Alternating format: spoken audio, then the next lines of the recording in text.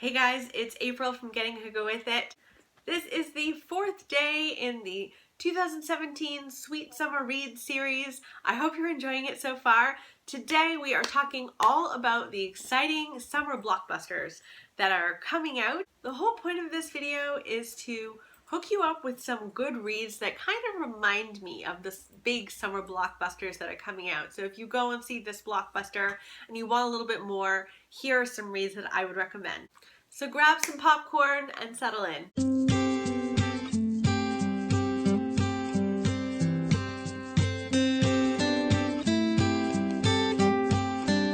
So Atomic Blonde is an enormous summer blockbuster that's coming out July 28th. And this is a female spy movie. The special effects and the fight scenes seem really, really cool. Book that I would recommend if you liked Atomic Blonde is The Nightingale. There might not be amazing, huge fight scenes in The Nightingale.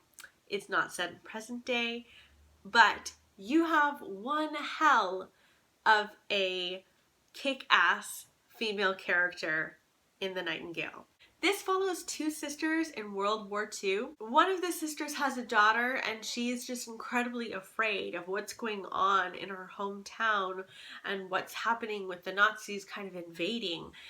So she's just trying to survive.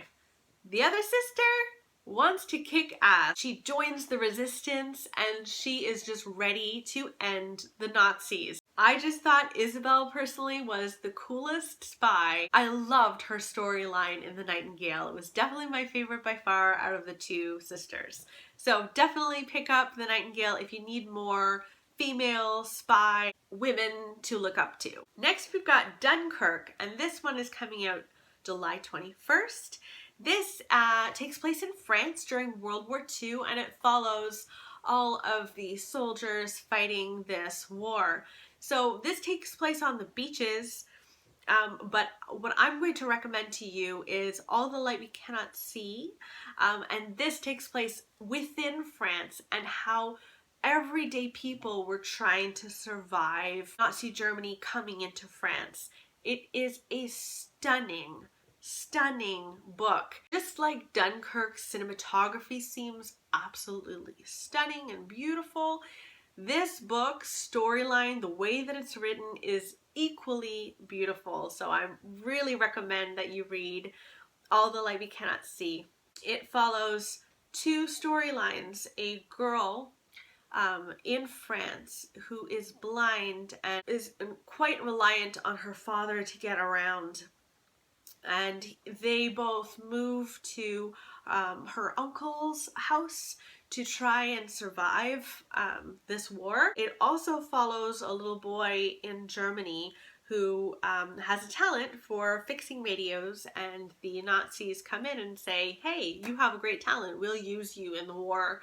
So it follows these storylines and they interweave, of course. It's a wonderful book and I think you would like it. Next, we've got something that's already out in the theaters.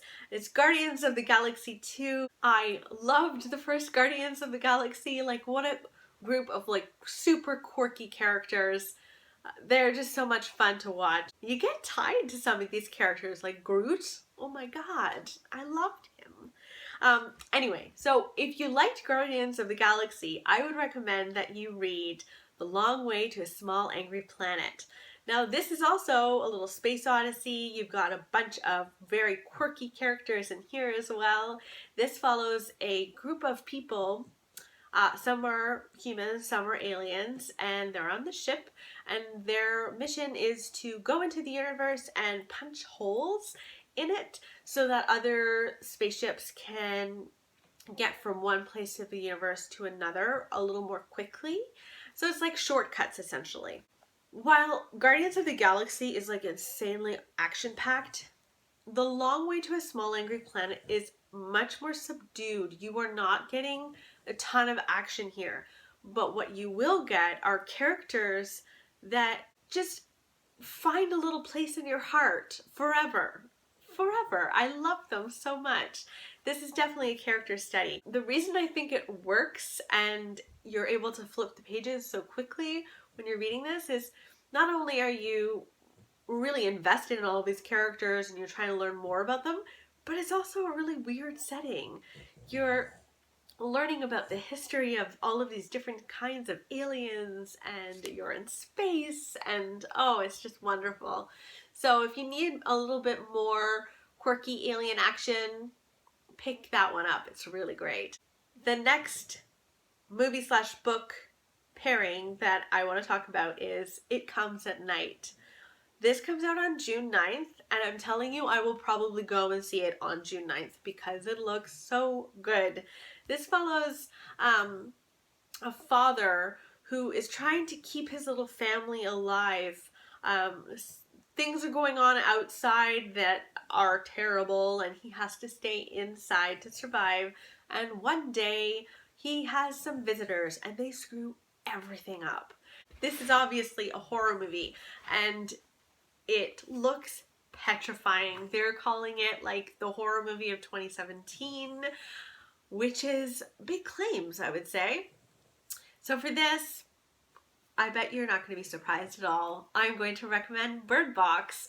It's essentially the same kind of plot where you can't go outside because something terrible is going on outside, so you have to stay holed up in your house to survive.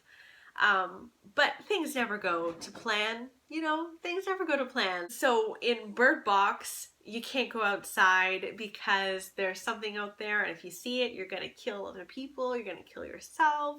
And it follows this woman who takes her 2 children down the river. She's blindfolded them, and they're in a boat, and they're going down the river because she's heard that there's like a safe haven down the river. So she's taking a chance, and it jumps back and forth in time between now with her kids and when this first epidemic started. You don't even know if it's an epidemic. Nobody knows what it is. It's so good, and there are so many links between those two movies slash books. Next, I want to talk to you about The Beguiled. This one comes out on June 23rd. It has an amazing cast. Firstly, it's directed by Sofia Coppola, so I immediately want to go and see it just for her. It stars Nicole Kidman, and it also stars Kirsten Dunst. This follows a boarding school in the South during the Civil War, and one day a Yankee is found on their property, like injured, and they take him in, and one of the girls starts to create a relationship with this man. It goes wrong pretty quickly, and all of the girls gang up on this man.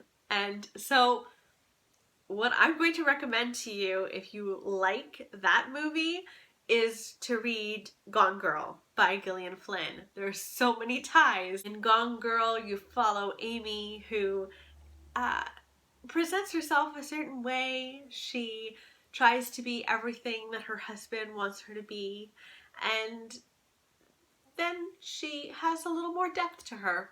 I'm just going to leave it at that because I don't want to ruin it for you. If you haven't read Gone Girl, I don't want to ruin anything, but she's got some depth. There are definitely links between the girls in The Beguiled and Gone Girl. Those are all of the books that I would recommend based on this summer's blockbuster movies. I'll see you tomorrow with the latest and greatest in historical fiction. Bye!